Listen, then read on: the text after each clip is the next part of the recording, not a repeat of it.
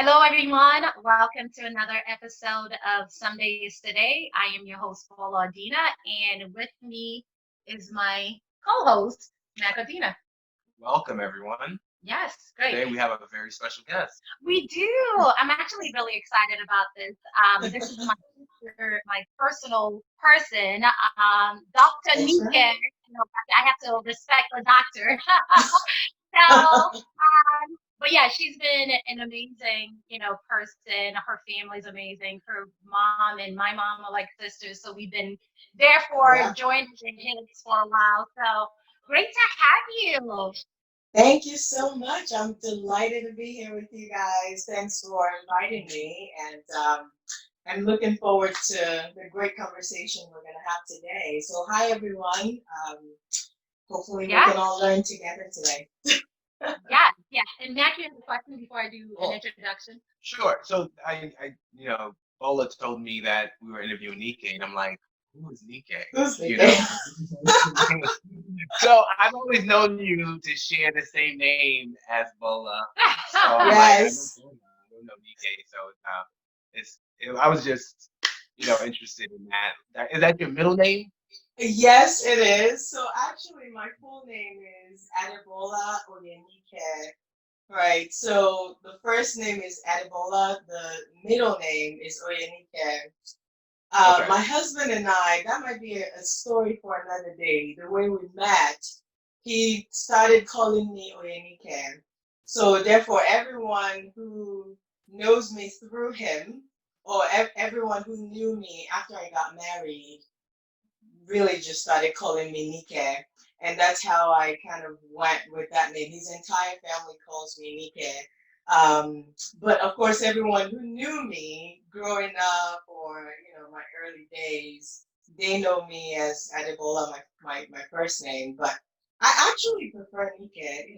I'm surprised they didn't actually give me Nike as my first name. But Well, that's good to know. All right. Well, Nike it is then. Yeah, yeah. No, that's not. So it's funny. Speaking of what people call you growing up versus what people know you as. Quick story before we jump into everything. So my full name is Adebola. I uh-huh. grew up partially in Nigeria, like I think a lot of Nigerians too. Before coming here, so I came here like around the age of 9. But Hmm. growing up, my everyone knew me as Bimbo because Wow. Adebola is the nickname is Bimbo. Right. So when I came here, I was like, well, we're not gonna go with that, right? Both just doesn't work. This one doesn't work. I'm a serious person. We're not going to do that. So Bola, is what everybody else started calling me, including my Hmm. immediate family. That's Right. how Matt knows me. However, all of my cousins that I grew up with, even back to Nigeria, they just refuse to call me To Bimbo. call you anything else. Yeah. Yeah. so And, so and even I now, think that's the struggle with Nigerian names because the way our yeah. names are, it could be like one or two, like two or three names in one, right? So for example, my first name is Adebola, but at work in my professional life, everyone calls me Addie. So I have Uh, folks who call me Addie, I have folks who call me Bola, and I have folks who call me Nike. And sometimes I have to explain to people, like, yeah, it's all me. it's all I'm the same person. You want some kind of witness protection? Oh yeah, and some people actually call me Oye, the first part of my middle name too. So yeah, I have four names or more. No, no witness protection here. None. That's hilarious. But yeah, I mean, and that's what it is the confusion. So when Mac's family started, actually, when Mac started meeting my cousins, he was like, who is Bimbo? And why do they keep calling you Bimbo? And even now, my children are like, why, why is uncle, whatever, or auntie Calling calling you you big Bimbo? one. I'm like, listen, this is who we are. We're here now. Just go with the flow. But what's also even more funny is some of them are married to Americans who don't even have a background on Bimbo. So I'm pretty sure they're just like, okay, and even they call me Bimbo as well. So the whole thing Right. is just very convoluted, but it is what it is. Yeah, yeah, can't Yeah. help that. Exactly. But yes, so Dr. Adebola Oyenike is the designer and founder slash CEO of Oye Collection, which is an amazing luxury modern African clothing brand. And I've seen the brand, I've experienced it, loved it, and I'm just so amazed by how multifaceted you are. And I thought, this would be such a great conversation to have for some days today, having an amazing professional life. You've always sort of explored extracurricular activities to sort of supplement your professional life with some of the other things like teaching that you do. And then of course, being so you give so much and you're so involved in church and the ministry and vegan worship. That's amazing, takes up a lot of time. You're a mom, an amazing mom, an amazing wife. So I thought that was just a lot until you whipped out this brand. And I was just like, okay, you're definitely doing something that I think people need to learn about in terms of how have you sort of evolved into this space? How have you made space for all of your interests, and how do you balance it all? And how are you able to do it while looking so beautiful and being so gracious, to almost make it seem like it's no sweat off your back. So that's why we're here today. So I'll let you do an introduction, an appropriate introduction of yourself, and then we'll jump into it. All right, sounds good. Well, thank you for that lovely introduction. I think you did a fabulous job there. By profession, I am a doctor of nursing practice. I am also a family nurse practitioner. Like you said, I am married with two children. I've got an 8-year-old girl, and I also have a going to be 6-year-old boy next month. So I have my hands full. I am very busy with the You guys' personal life. anniversary and your Huh? anniversary and your wedding anniversary was just yesterday. Yes, my 9th-year wedding anniversary was yesterday. Congrats! Yes, going Isn't to that a crazy? decade. I can't believe it. It's insane. It goes by so fast. Well, you still look like you're 21, so we may have to That's go fine. back and ask for more bridal time. Let's ask for more money. Well, thank you, thank you, thank you. Yeah. As I was saying, in terms of my career, I am actually more in the policy world, so healthcare policy, quality improvement, and so that's what I do mostly in terms of my full-time work in my career. Um, and I've been doing that for quite some time now. But I also am an adjunct faculty at a university as well. And I've been doing that also probably for as long as I can remember. So yeah, there goes the two jobs, not 100.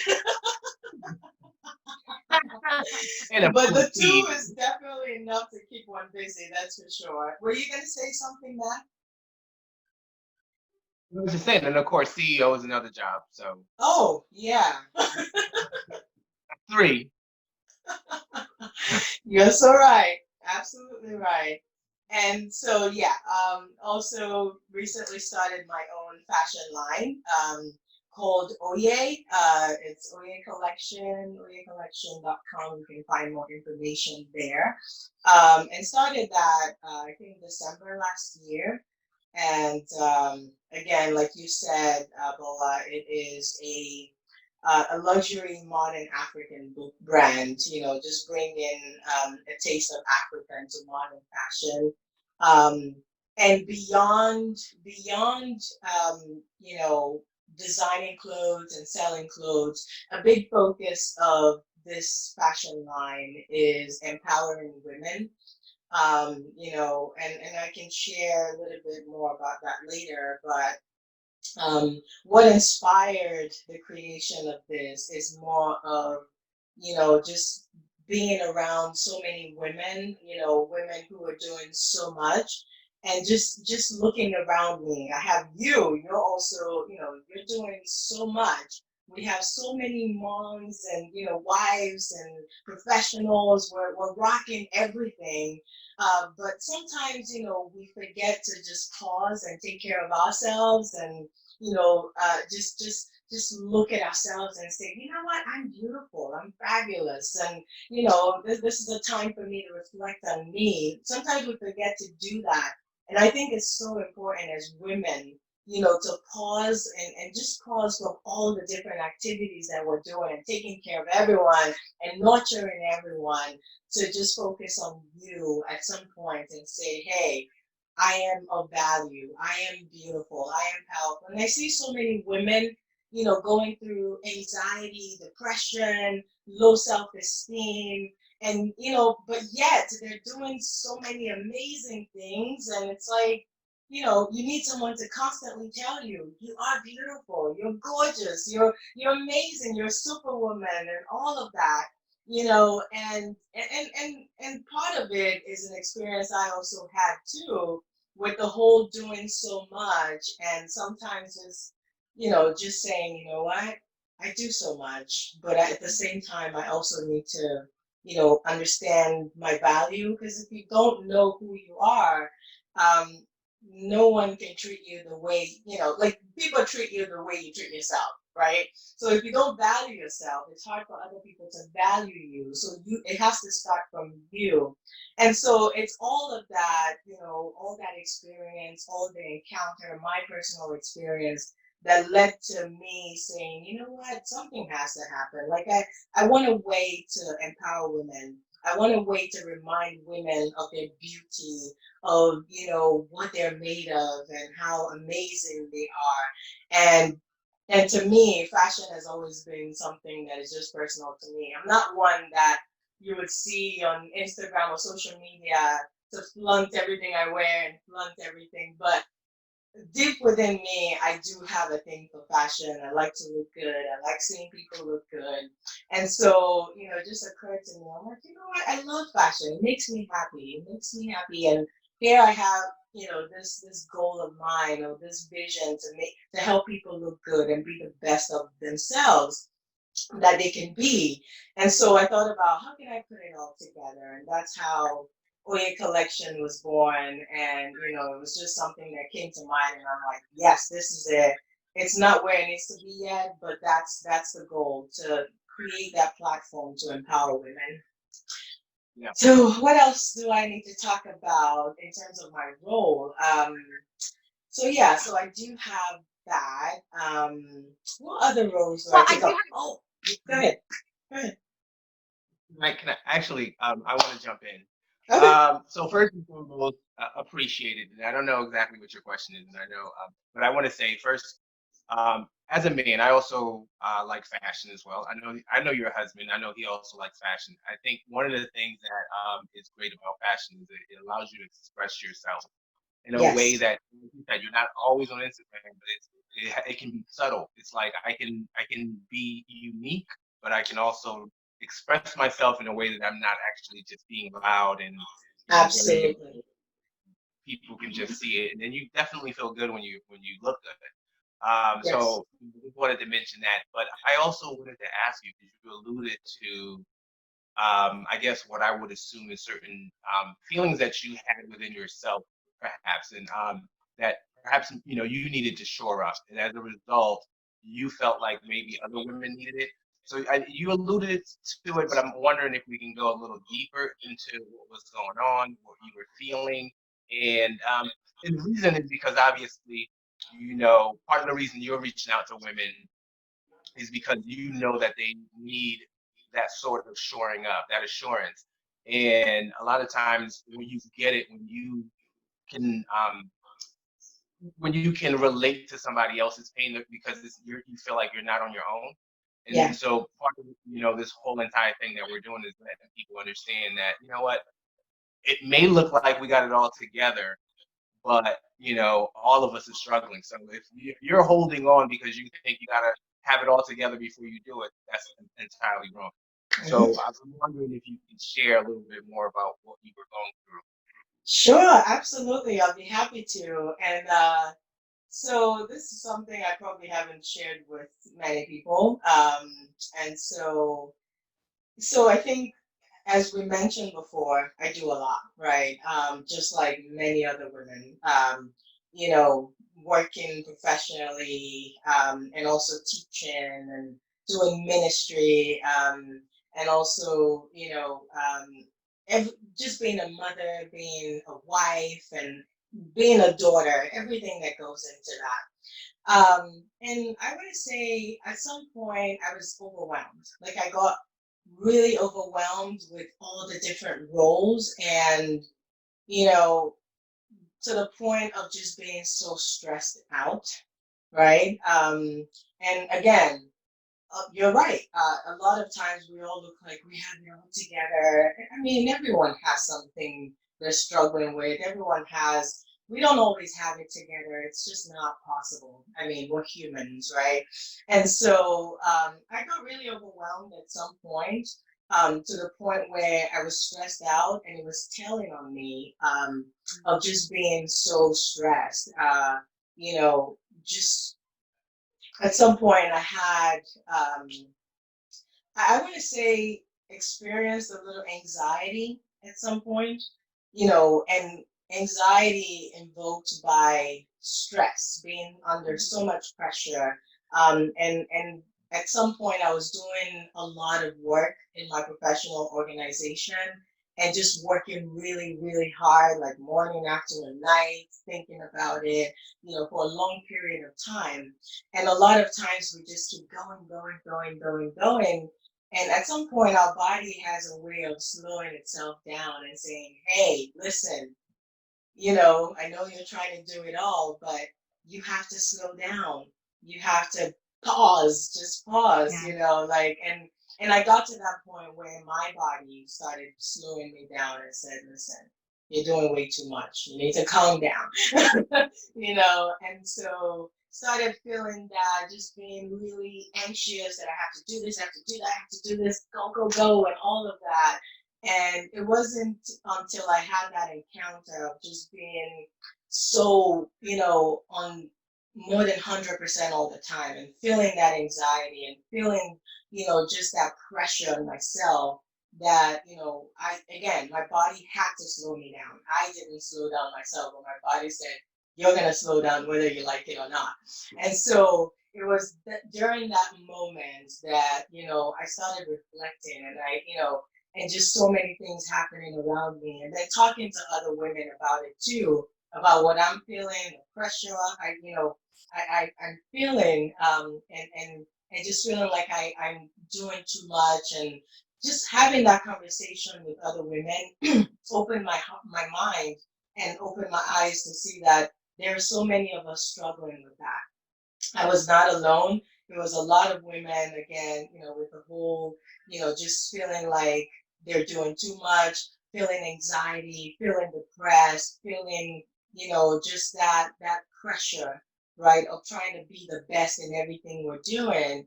And then just talking about it and seeing the need. So I identified the need right there, first with myself, and knowing that, yes, you need to pause, and you need to take care of yourself.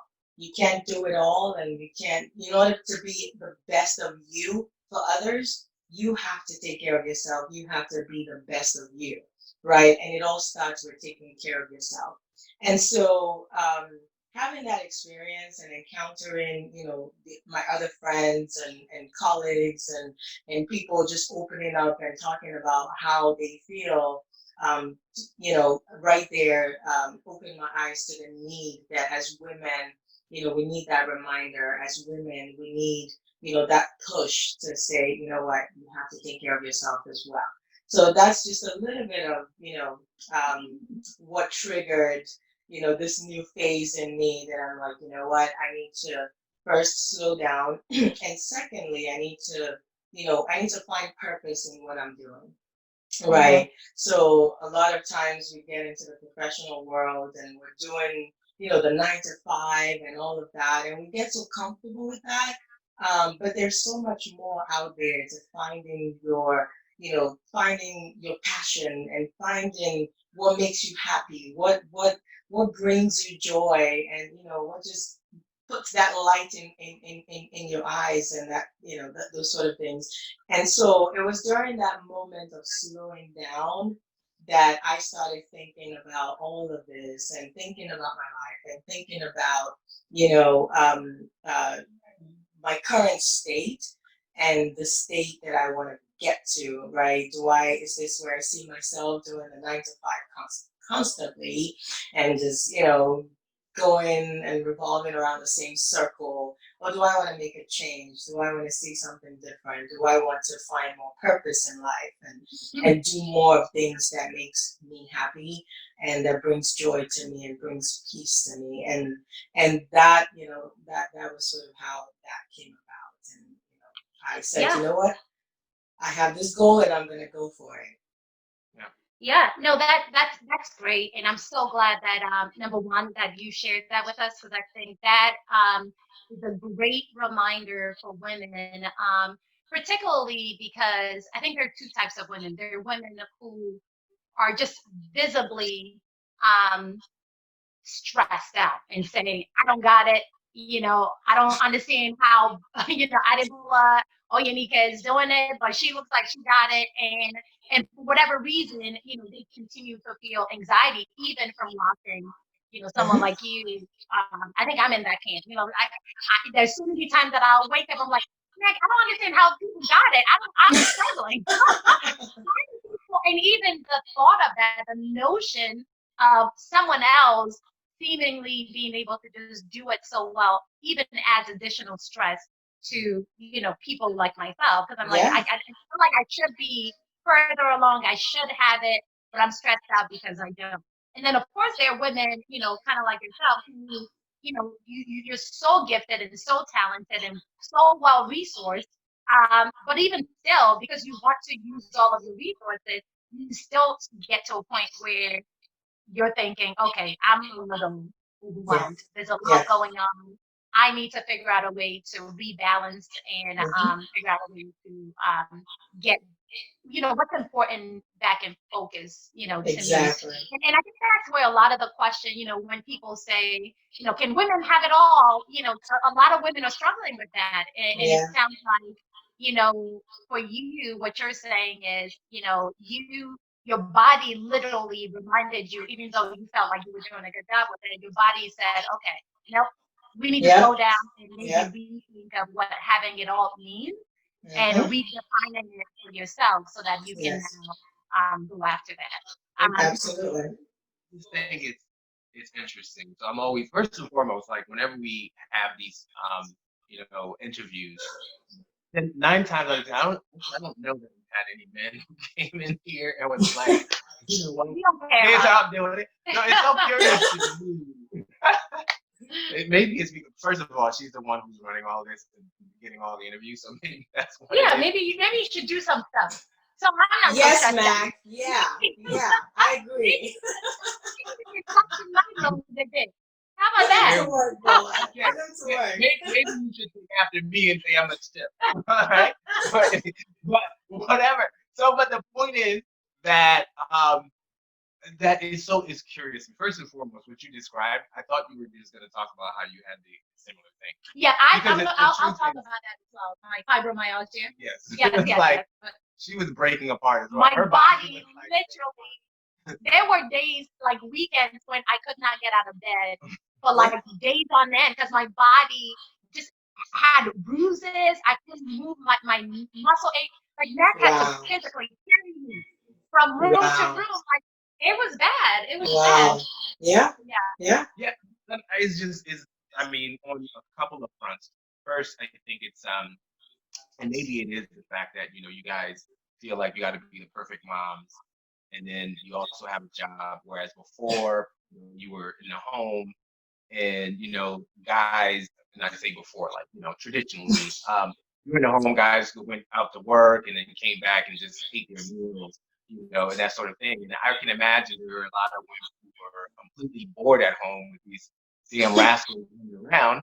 And then, but the fact that you were able to enter the workforce didn't mean that you got to go home and have somebody else to handle all of your, your domestic duties. And maybe that's entirely what it is, that's just piling on. But still, I feel like I would be curious to understand because I also feel like, for me, I feel like I have well, not as much as you feel, perhaps with respect to the home, but I feel like I have a responsibility with the kids. But I don't ever feel this need that I feel like a lot of women that we've interviewed have, where it's like I've got to do it all. Like Yeah. I've never felt that need. I don't know that there are a lot of men who feel that need, but I also am curious as to why it is that women are also entering this phase where it's like not only do I feel like I was doing too much, but now I got to really find my purpose. And I don't see that a lot with men, which is Well, so you also have to understand women and men are wired differently, right? We're different. Women were, we're nurtured, like we were created as nurturers, right? So we nurture, like it's just an innate thing that we have within us, right? We feel like we have to. It would be nice if we didn't have to work, right? And we're just, doing what we have to do, and the men bringing money. Excuse me, but anyway, I mean, we're nurturers, and I feel like with women, we just have this pressure on ourselves because we feel the need that we have to do things, but we have to do it perfectly. We can't just do it halfway, right? It's just the nature, and that's what I've noticed. As a woman, when you see a woman doing something, and I'm not by any means saying women are better than men or any of that. I'm not going there. But it's just something we have in us to do things and do it well and just go all out. When you see a woman who's getting their education, they're all in and trying to be the best in that profession, in that career, in whatever it is. And again, I mean, I feel like there's also, you know, the reality of life that you face out there in terms of as women, sometimes we have to work a little harder, right? To maybe prove ourselves or, and let people know that we are capable for the job and we can do it just as well as the men, right? So I feel like there's so many different factors that play into that. But the one key one is we're wired differently as women from men. We are made to nurture, and we just want to nurture everything we're doing, and we want to do it perfectly and well.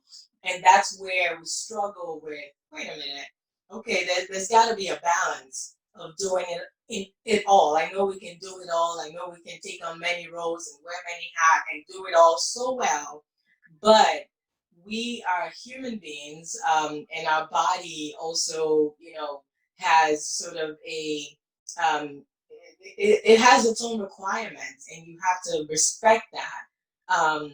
And while you're trying to do it all, you also have to balance it with your own well-being and taking care of you and making sure you're healthy and well enough to do all those things that you're doing well. And sometimes we have to choose our battles. I mean, sometimes we have to choose what we want to do. We can't be jack of all trades and do it all and do everything.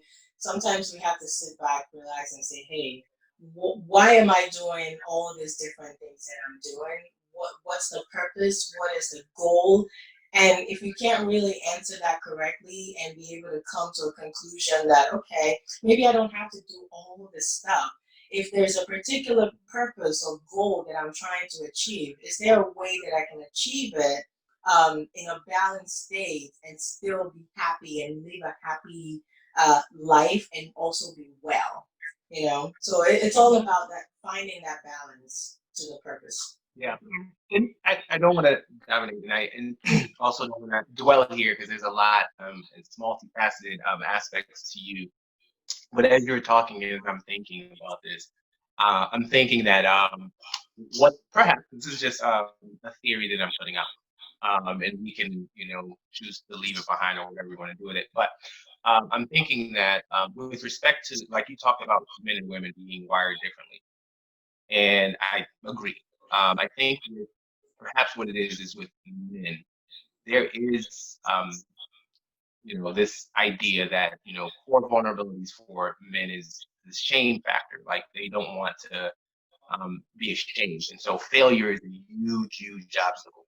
And so when you talk about, having to do everything perfectly, a man would probably not try to do everything perfectly and instead not try to do everything at all because of the potential of failure. If you fail here, you fail here, then the shame of it is way too big. Whereas that's not as big of an obstacle for a woman.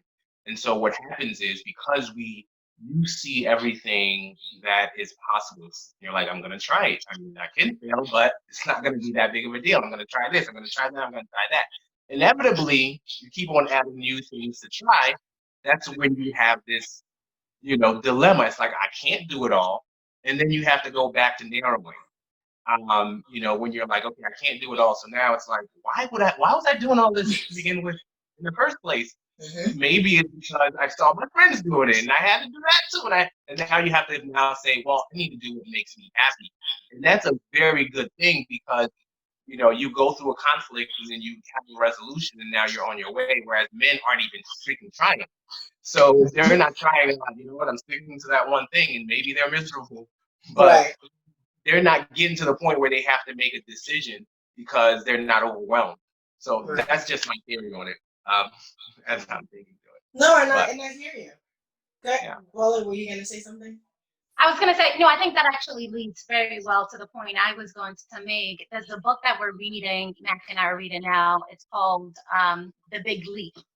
Mm-hmm. And it talks about how people operate in different zones. And to Mac's point, there's obviously the zone of incompetence where people should not be operating. If you're not Right. competent in something, you shouldn't do it. And to Right. Mac's point, most people find themselves working in their zone of excellence, meaning you're just good at it. It just may not be your passion. Like you just happen Right. to be good at it. It's not your passion. People expect you to do it. And Right. because you're great at it, you just decide to stick in that zone. But he is Exactly. saying, that unless you're in your zone of genius, Mm-hmm. um, you're going to come crashing. Like something Right. happens around the age of 40s where, and he actually cited fibromyalgia as one of the things that happen. Like your body literally starts to resist it. There's Yeah. something that your soul is looking to bring forth, which is within your space of genius. But Mm-hmm. because you're not honoring it, your Exactly. body literally starts sending you signals around this age, which is probably why Yeah. we're finding a lot of us are going through, what people call midlife crisis, Yeah. whatever. I don't call it the midlife crisis. I call it rediscovery of my purpose. But but that's his point is that, and Right. I think that comes into what you're saying, Mac, at least for men, in that, a lot of people find their zone of genius, and we may find it as nurturers, like you say, not genius, your zone of excellence. And as women, it could be, you're a great mom, you're a great friend, great daughter, you're great at your job. But all of this greatness is cute and all, but if you're not working in your zone of genius, it's Right. taking double toll for you. It's Yeah. taking you a lot of energy to be excellent, but it's also, in addition, working on you because it's not necessarily what you were created to do. So Right. unless you find that zone of genius and you redirect yourself, you literally, like you said, start to fall apart. And people go Absolutely. through anxiety, depression, fibromyalgia, what have you, as a way to really force that assessment and potential redirection in terms Mm-hmm. of how you now spend your time and energy. So I think that's Absolutely. great. Yeah, and in Hmm. addition to that too, I think age and growth adds to it as well, right? So things that we value when we're younger is different as we go about in life and live long enough and to see different things happening around us. I mean, you get to see challenges, you get to see issues, you get to see people dying, people falling sick and things like that, and it really makes you think and say, you know what, I mean, is it really worth it to do all this stuff and live a life of pressure and live this life that is not really meaningful to you. Like, I mean, people say life is too short. Like, you need to find your purpose. You need to find the meaning for you and live your best life and make sure you're happy, that you're able to wake up and do what brings light to your face, right? As opposed to just going with emotion and doing things because it seems right, you seem to be good at it and all that stuff. But again, as you grow older, you gain more knowledge, you gain more experience, you gain more wisdom, and you're able to think and prioritize and say, you know what, in this age of mine, I'm not trying to, just live because I'm trying to impress anyone, or I'm just trying to, do things that don't make me happy. Like, I want to make sure whatever I'm doing at this stage, at this phase, brings purpose to my life and, makes me happy. So, and for, at some point too, I would find myself doing things, and while I'm good at them, it's still not really, you feel like there's something missing. And I've been in that zone. I was in that zone for some time, and it was not, and that's where my faith comes in as well. It was not until I said, there's something missing, something, like you feel like there's a higher calling for you, something else you should be doing. And, until you find that, you really don't find your peace and, just that full, the joy and the happiness. And that's what led me, to the whole Zeden worship that you mentioned before. Just, really going into my faith and going to God and saying, hey, for some reason I'm not feeling fulfilled with everything I'm doing. And I think I'm doing okay, but why don't I feel okay? Like, why does it feel like something is still missing? And so just going into, prayers and saying, hey, lead me and guide me. And, that's how Zeden worship came about. But yeah, another story. No, no, no. That's amazing, and I think that also leads into, because I do want to understand the process you went through once you understood that something had to change. What was that pruning process like? What did you have to sort of prune and get rid of, so that you can now allow space for, you know, more of a purpose-driven life, and then be able to now give birth to some of these initiatives that you're working on. That's a really good question. I would say two big things. Well, no, three actually. One is fear, right? Mm. Oh, 1 second. Uh, oh, can you guys still hear me? Yep, Yes. we can hear you now. We can see you as well. Okay, good. Okay, good. So one, I would say is fear. I think I said before, sometimes we're so comfortable, we're like in that comfort zone, and we don't want to, you know, the fear of the unknown, right? It's hard to take that step when you're very comfortable doing what you're doing. When, you have the steady income, you're comfortable and all of that. And it's just scary to try to, unleash and just go out and do stuff that is not in your comfort zone and that you don't know what the outcome would be. It's scary. It is scary. And when you have that fear, it's hard to move, right? So that's one, I would say. And the second is control. I had to give get rid of my control, because I'm one that I like things a certain way. I like a certain level of excellence. Like, I just have things that I like, things done specifically. Like, I like how, I have in my head how I want to see things, right? And I tend to want to control my own life and control how things happen and all of that. And when you're working in ministry with the Zayden worship, you can't do that. You have to, when you're living a life of faith, you have to let go, which is scary. Like, letting go and letting God guide you, that was a big one for me. It took a while for me to get to the space where I'm like, okay, surrendering and, just, I'm not going to be so controlling and try to, fix things. The other way, the third thing is putting myself out there.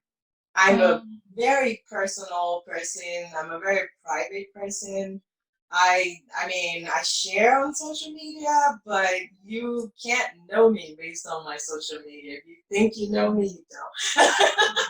And I mean, I know some people put everything out there, and hey, more power, But for me, I'm very private. I just, I like to keep certain things to me, and just keep my life private. But with the ministry, with something like Oye Collection, it's hard to kind of be private, and so that was another scary part for me. Like, okay, this means I'm gonna have to put myself out there a little more, which is not really in my comfort zone. But I mean, again, you can always find balance. That doesn't mean you still put your whole life out there, but you still find that balance of maintaining what's important to you, but also getting your vision, done. So those would be the three big things that I've had to work on and work with. Yeah. Absolutely. So I think what's great about that is, and I'm sure you'll agree, Mac, if we were to distill our process as well, I think those three would pretty much capture it. So I think I agree with you 100%. And, we talk a lot about how do we communicate? Because part of what we want to do with Some Days Today is, as Mac said, we understand everyone is struggling with this. We all understand people are feeling somewhat empty or not fully fulfilled, but you have anxiety around how do you find that new path, and then how do you then fully step into it without feeling like, people are going to look at you like you done lost your mind. So it's exactly part of the process what we talked about, and I think we called it differently. So, or we named the process differently, but fear of the unknown was one that we spoke about as well.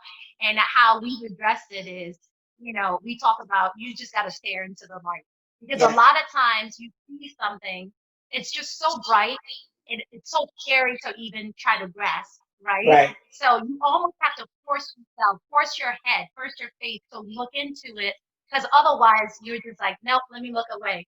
So Yeah. we talk to each other all the time when we're feeling those self-limiting either ideas or behaviors. When we recognize it, we kind of say, you got to stare into the light. Or another way to talk about it is you have to go to school, go to college.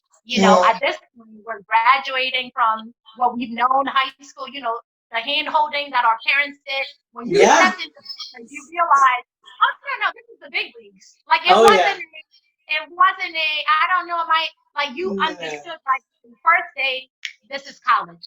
So I think that was something that has been, that we go to over and over, because we're understanding that we're graduating, or we're attempting to graduate into a new phase. It's going to be scary, but you got to see into the light and you got to go to school, which means you don't know, right? All of your, what it feels like to be an expert in something. Now you got to give up control, because you got to learn and relearn. So that's that. And then for the other two, for sort of the control one, it's for me, how I have sort of tapped into it is really just obedience, and it's the same thing that you said with faith. I cannot, what I say is, intellectually I've led myself, by trying to micromanage everything into a space that I don't like or desire to be in anymore. So I don't guide. Let somebody else guide me. So at this point, I'm just going to obey. Whatever has been put onto my heart, whatever is on my soul, I'm just going to push it without trying to intellectualize or process it. So that speaks to that whole surrendering thing. Absolutely. And then put yourself out there. I mean, that's just a must. When you're trying to try something new, do something different, that comes with it. You can't do it in secret. You can't sell a clothing line without people knowing about it. Right. It's a fake. Who's gonna want it? That's with everything, right? That's with some days today, that's where, time to start, we have a new practice, consulting practice. You can't do anything without necessarily putting yourself out there as a part of the process. So that's also Right. something that I think is such a great tip that you really touched on. So yeah, very good. Yeah. Yeah, I mean, it's a work in progress. Yeah. For all of us, like we're always learning to push the boundaries. But I think that's definitely it. Like fear of being judged by others. And that's part of the reason. I mean, part of the reason we're doing this is to force ourselves to expose ourselves. Like I'm definitely also a very private person too. So like I've joined social media precisely so that I can force myself to do these things. And the more, so there are multiple books that we are reading. One is called The Untethered Soul, and what it says in that book, amongst many things, is like we've created this narrative and these sort of like four walls around what we perceive our character is in this world. And so Hmm. every time it's like these invisible walls, it's kind of like what he talks about, the dog collar, like the electronic dog collar on a dog, where they Right. go too far outside the perimeter, they feel it, and so they now stop going outside because they start to feel a certain level of pain. And for us, that pain is, Anxiety. exposing ourselves, Yeah. people potentially thinking, and that kind of fear. And so we stop trying to venture outside of that zone. And so it's for me, and what he was talking about is essentially constantly pushing past those walls. And this is what, Right. we're hoping to do. My question to you, well, I have two questions, but let's start with one because I tend to like just hit you with all the questions. Let's start with this one here. How are you? It's very difficult to do. Just we're talking about how difficult it is, and I'm grateful that I have Bola to kind of like partner with me on this new venture, on this new college that we're going into. How are you doing it? Are you venturing off on your own? Is your husband on the same journey with you? Do you have a friend, or are you using members of your church to help you? Because sometimes going at it alone is very difficult. So let me ask you a question. Is your question specific to the business Oye collection or just life in general? I would say it's you can incorporate the business because I imagine that's part of what's happening in your life, but it is definitely this new awakening, this new understanding of where you want to be. So life in general. Yeah, so I would say we're definitely in it together. I don't think I can, you know, do all these things that I'm doing without having him on board, right? Because we're partners, right? We're both parenting together, we're living life together. And so for me to venture into things, it's not just affecting me, it's going to affect him as well. So we both have to be on the same page. We both have to agree, and I've been lucky, enough that I have a very supportive husband. Because if not, I don't know how I would even do all this stuff. Even, when I expressed to him about Oye Collection and, my vision there, he immediately said, I like it. You should do it. I think you should do it. And what can I do to help? So he jumped in, supported me the whole time, trying to figure out what am I supposed to do? Well, how do you even start a fashion line? What's the first thing I'm supposed to do? Like I'm researching, he's also helping, supporting. And of course, while I'm doing all this other stuff that I'm trying to focus on, someone's got to take care of the house. Someone's got to take care of the children, right? So if I'm not able to carry all that fully, at least he's there to support and to help offload the load a little bit and help with the kids and we do it all together, so which is one part I would say it's been really amazing to have him support my vision. And at the end of the day, to be happily married, you kind of have to you have to support each other, because if you don't do that, it's not, marriage is a partnership. It's not something you can walk in selfish, right? You have to think about, yes, I have my goals, I have my vision, but you also have to think about the other person. What are their goals? What are their vision? You're supporting them. They're supporting you. You're supporting each other and helping each other, to achieve, the goals that, they want to achieve in their lives to make them happy. Because if he's not happy, I'm not happy. If I'm not happy, he's not happy. So we have to make sure we're all on the same page and we're partnering with each other and just really supporting each other. And even with the faith, like he, I consider him my partner, in ministry because, thankfully I married someone who believes in the same, faith that I do.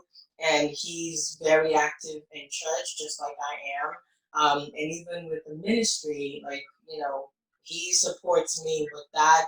I'm supporting his ministry. So it really, marriage is a give and take. So you have to give something, and and you're getting something in return. So as long as everyone can both come on the same page, you have his buying, he has your buying, I think you can, it becomes easier versus the other way around, right? Absolutely, that's great. I mean, the husbands are absolutely good. If I, Don't flatter yourself, Mag. Don't flatter yourself. Maybe I shouldn't have said that. Patting yourself on the back. if I may say so. And I bet you he's probably eavesdropping somewhere too. Oh, no. Like, yeah. That's cool. That's good. But no, I think that is a great point. Yeah. I think it's very difficult, number one, to evolve by yourself without having, I don't know if it's an accountability partner, but just someone who can.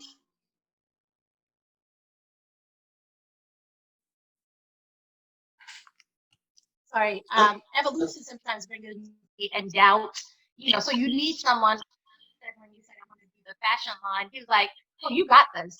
Even if you didn't feel like you got it, just his faith alone and your ability to do this, Yeah. probably pulled you up and bolstered you. Mm-hmm. And I thing for him. So it's great when you can find that accountability or support in your partner, Mm-hmm. because then you're working towards the same end goal. All your resources, Exactly.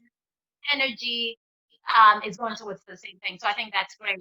I wonder, because I do think there are couples or people who sometimes don't find that in their spouses. Maybe they find it in a best friend, maybe they find it in sisterhood, maybe they find it in their siblings. There are different ways to find that, but I do think it's important to find it. But I Mm-hmm. wonder, has this been sort of a natural um, evolution for you guys, where it's one of whatever you are doing, I am supporting you full fledged no matter what? Or has it been sort of a journey where you all kind of ultimately understand each other's journey and are buying into it? And before you answer, the reason I say that is because I think Mac and I are supportive of each other. Um, in terms of, I think we've always been supportive of each other, but I think we are evolving together. So in terms of going to college, and that sort of started, and you mentioned that started with me first. Evaluating the life that I'm living and questioning whether or not it's purpose driven. And he's talked on previous podcasts about how I started evolving, and he's questioning what is going on. I better catch up. I'm gonna leave me behind. So I just wonder, has it always been a one and two with you guys, where I'm doing this, I'm right there with you, or has there been a time when one had to catch up to the other? Oh yeah. I don't think there's any perfect, scenario where everything just happens automatically or perfectly. I mean, there are certain scenarios where there's some, like the fashion line, where he was, with it from day one. Like, that sounds great. You should do it. How can I Yeah. support? Right. But then you also have a place where I'm trying to find myself. Right. So I went through a phase of my life at some point where I needed to find myself. I needed to know what on earth I'm about or where I'm trying to go. He can't help Yeah. me at that point because I'm still trying to figure it out. I don't know it, right? So until you get to a point where you're able to really articulate it and say, okay, I think now I know. This is Yeah. where I am. I'm not happy here. This is where I'm trying to go. And this is what it's going to do for me. Until you're able to articulate that, it's hard for anyone, even your spouse or whoever, to support you with that. So, Yeah. so I would say in my self-discovery journey, there are times where he's like, I know something is happening, but are you okay? How can I Yeah. support? How can I help? And I'm like, I don't know. I don't know how you can help. Yeah. Yeah. And at Yeah. that point, you just need to know to let them be, and let them discover themselves. And that's all part of growth, where the other person is really trying to figure out who they are, who they've been called to be, and, what their journey in life needs to look like. And until they find that spot where they can express it to you, you can't, I mean, the spouse cannot help you. And we've had that, we've definitely experienced that where sometimes I'm going through this phase and I'm struggling with this phase. And sometimes I'm like, I need you to do something. I need you to help somehow. And it's like, how can I help? And it's like, I don't know. Nobody knows, right? He doesn't know how to help me. I don't know how to help him help me. It's Yeah. just, so we've definitely gone through that phase where we're just trying to figure it out. And, but when I got to the phase where I said, okay, I think I have an idea of what's happening with me and, you know, what I'm not happy with and what I'm trying to change and all of that, then it was easier for him to say, okay, all right, now I understand, I get it, and I can respect that, and okay, and then, of course, you can let them know this is how I need you to support me right now. And sometimes that could be, I just need you to be understanding. I don't need you to do anything. I just need you to understand that, I'm going through this phase and I just need you to understand. Don't do anything, right? And just don't try to um, like don't try to make it complicated. You don't have to do anything, just understand and listen. And as women, sometimes we just need the men to listen. We don't need you guys to take any action, just listen. And we can go on with hours of story and giving you feedback, and sometimes I was like, oh god, I have to hear all of this. But I just need you to listen, that's it. So, and once you guys are able to understand that, you have to know your spouse, know what makes them happy, know what doesn't make them happy, and know when they're going through self-discovery, and just give them their space, but also be there. Let them know that you're here to support them, however they need you to support them. So, the short answer to your question is no. It has not always been a black and white. Yes, I pitched this idea, and yes, it's ready to support. It's no, it varies, and with experience, just letting the person be and supporting them when they need you to support and when you're able to support. I hope that answers your question. Yeah, no, that's amazing. I think that's a great tip for making marriage work. Because I Mhm. think a lot of times because we don't know that we'll go through this phase, or at least if it was articulated to me by my mom or the elders before me, I didn't fully understand it. So No.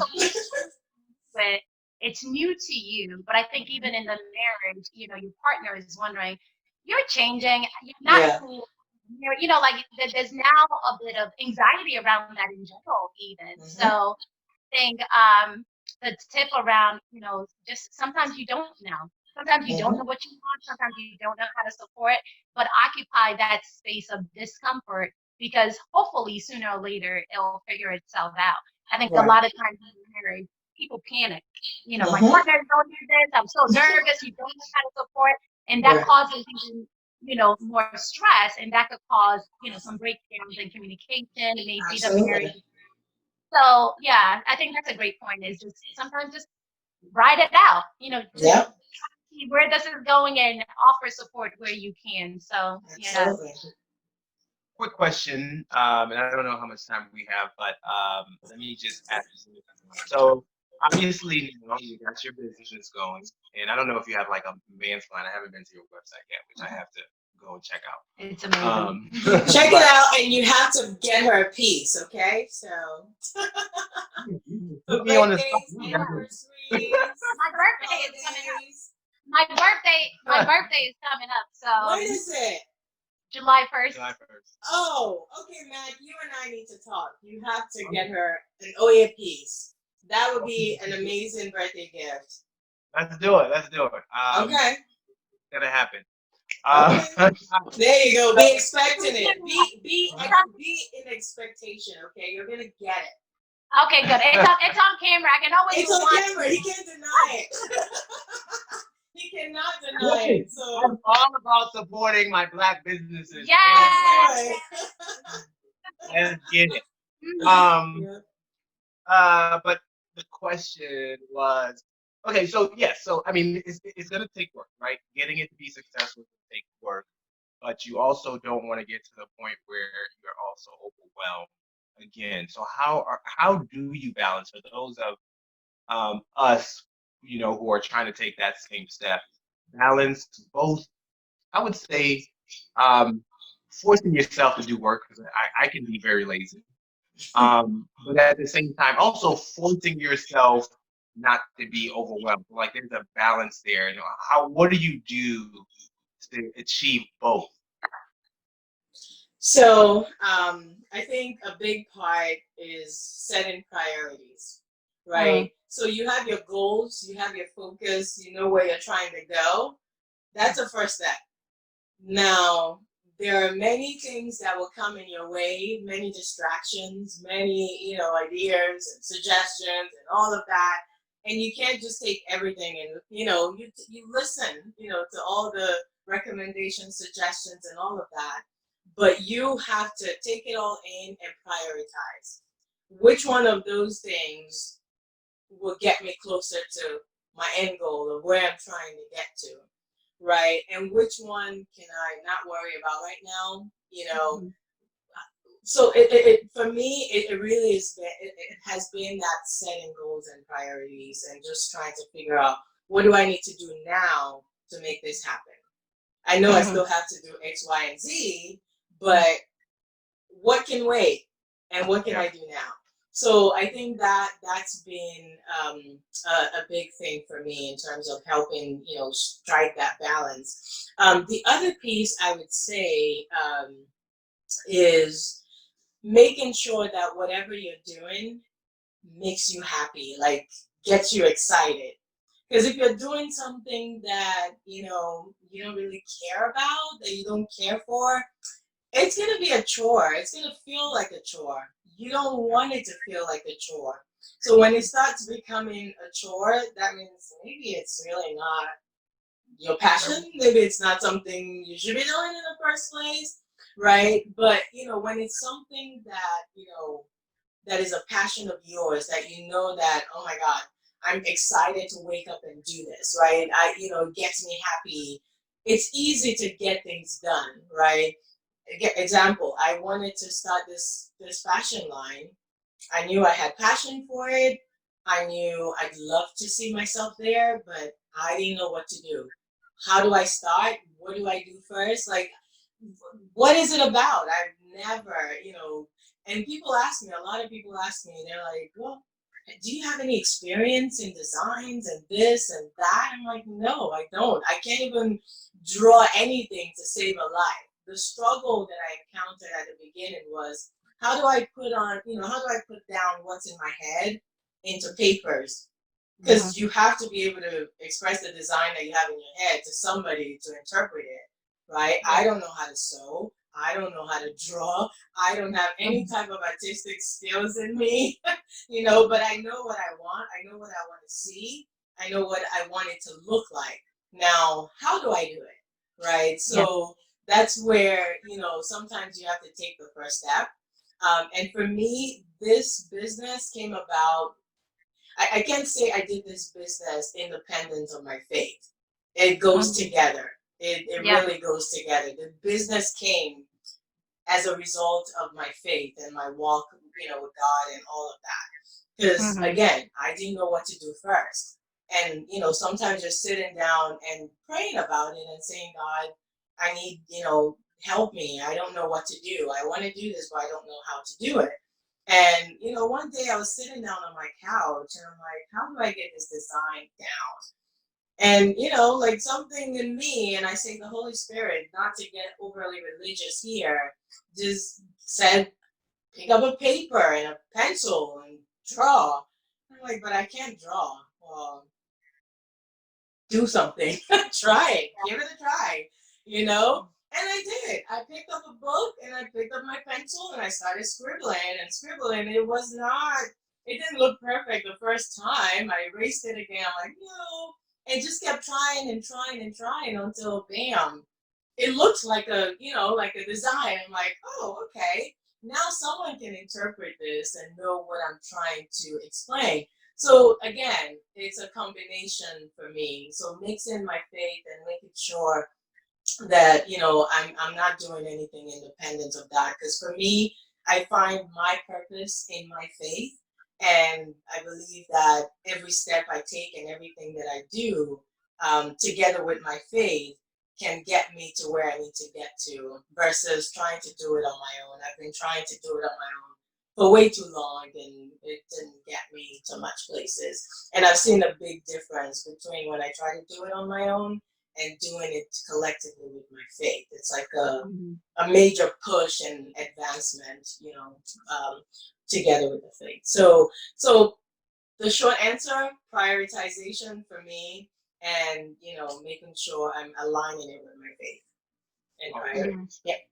Thank you for that. Yeah, that's good. That is good. And I recently heard, someone asked the same question to someone who was being interviewed on Harvard Business Review. In terms of this was around how do you evolve or transition from being an employee to maybe starting your own business. That was the specific example of going from one phase to another, but it could be anything, right? And the response was, just exactly what you said. You have to keep your eye on phase two and understand that you're going to have to be somewhat irresponsible with phase one. So, if your goal is to move to that next level, keep your eye, just as you said, prioritize what you're doing for phase two. And then whatever resources you have left, you Yeah. apply to them, right? Right. Because Right. you got to Absolutely. focus and bring to bear what is necessary to give birth to where you're going. Yeah. But you have to understand that something is going to have to give and be comfortable with that, Mm-hmm. So Mm-hmm. if you are an A player, A plus player in the current phase, maybe you go down to a B player, maybe Right. you're not putting 15 hours at work anymore, and it's you Right. just do the 8 hours that they ask you.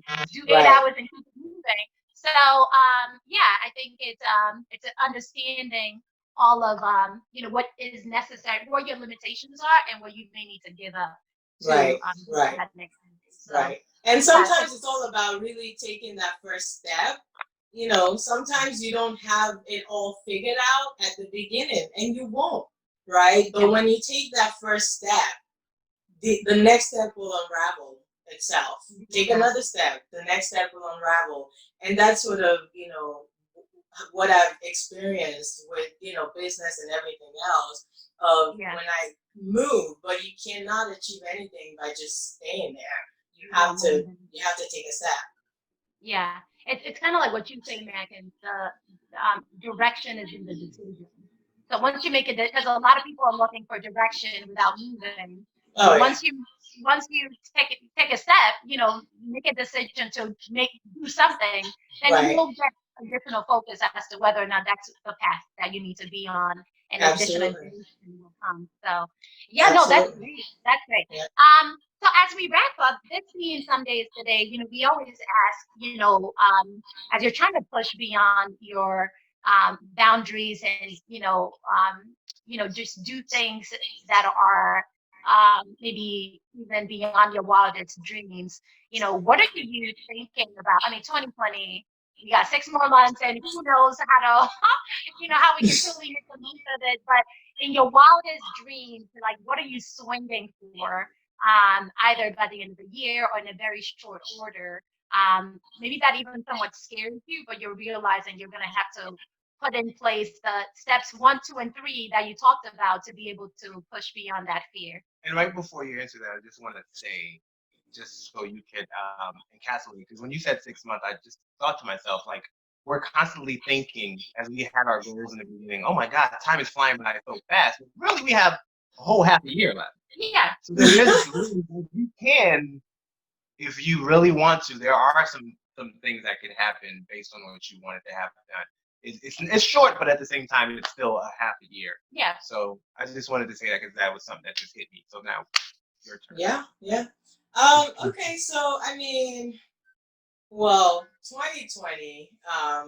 I like to. I mean, I want us to get to a place where we get some type of normal life back, right? With all this COVID-19 and all that stuff going on.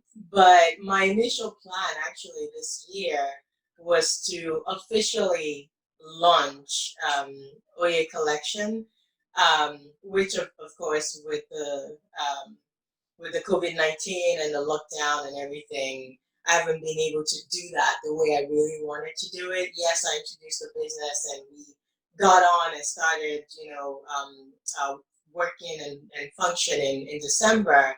But to just formally, officially launch it, I think I'd like to be able to do that before the end of this year, God willing. And so, but I think the goal would be to really get the words out there, to get the Oye Collection out there, and really to serve as that platform to empower women. And there are so many other aspects of Oye Collection that will be evolving over the next few months, over the next few years, that I'd like to see in terms of that aspect of empowering women and and just bringing the boldness and the fierceness out of every woman out there. So I'd like to get to that point, and so that is my vision, to serve as a major platform to really bring back life and light to women all over the country. So that would be my goal, and of course, we'd love to see Oye Collection represented in different boutiques and different stores and things like that. So yeah, that's what I'm working towards. That's amazing. It will happen. Yeah, of course. I believe it. Yeah. Thank you.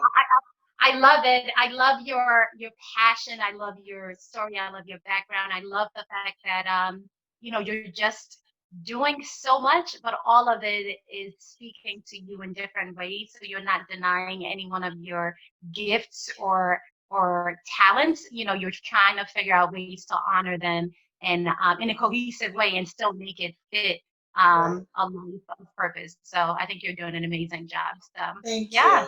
Thank you. Yeah. Thank you. Well, thank you for coming on. We appreciate this. And to the listeners, thanks for listening. And we hope you've enjoyed this episode where we encourage you to live your life like it's a fucking vacation. That's right.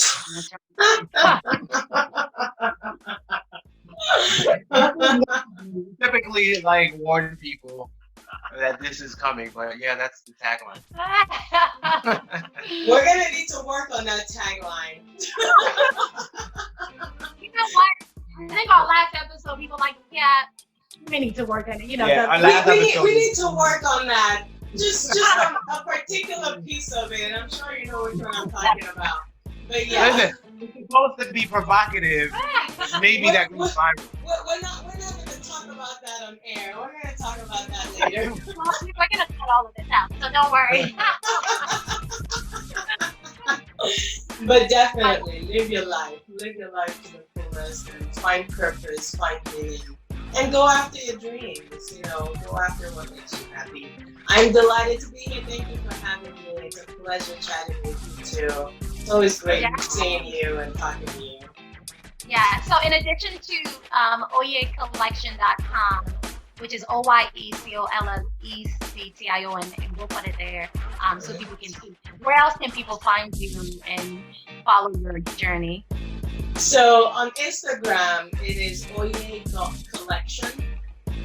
So on Facebook, it's the same thing. So Instagram and Facebook, oye.collection is the name there.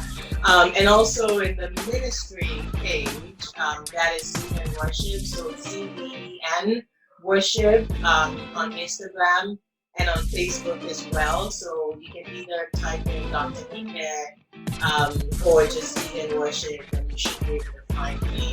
So yeah, that's where I'm at. Awesome. All right.